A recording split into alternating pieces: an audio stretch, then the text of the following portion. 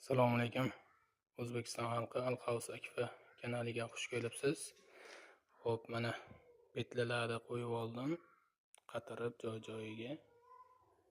Qanatiga ham, kesaklariga ham.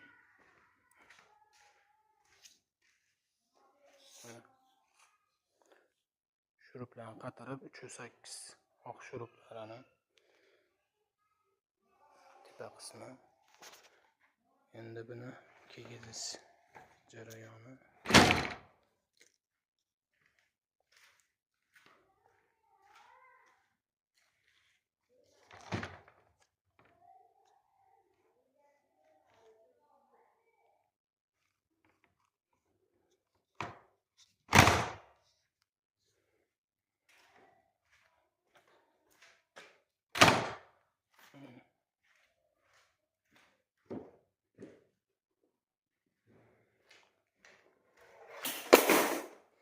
Hop, tepaga o'qini kiygizib qo'ysak.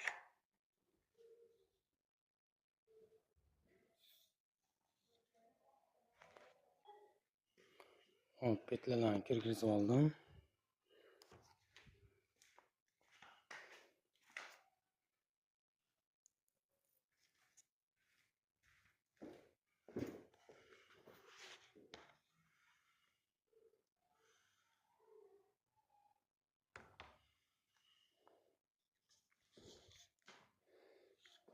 Mana qanotimiz tayyor.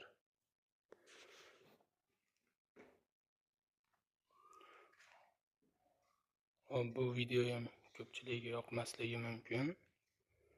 Bizga nimani deb demoqchi bo'lganim, akfachilik, akfa sohasi ham o'ziga yarasha har xil mashaqqatlari bor. Mana oddiy shu qanatini ilish jarayoni ancha vaqt oladi. Shuning uchun mehnatimizni qadrlab, arzon firmalar, misol Akfadan tashqari Bog'doddan, Qo'qondan kelayotgan, gastronomdan, bozordan eski ishi romlarni olayotganlarida farqini ko'rsatib bermoqchiman. Hop, zakazga yasalaydigan bozorga yasalaydigan mahsulot farqini sizlarga ko'rsatib bermoqchiman. Hop, bozorga yasalaydigan farqlari mana shu joyiga 10 sm metall tiqib qo'yadi. O'rtalarida bo'lmaydi. Tepa qismi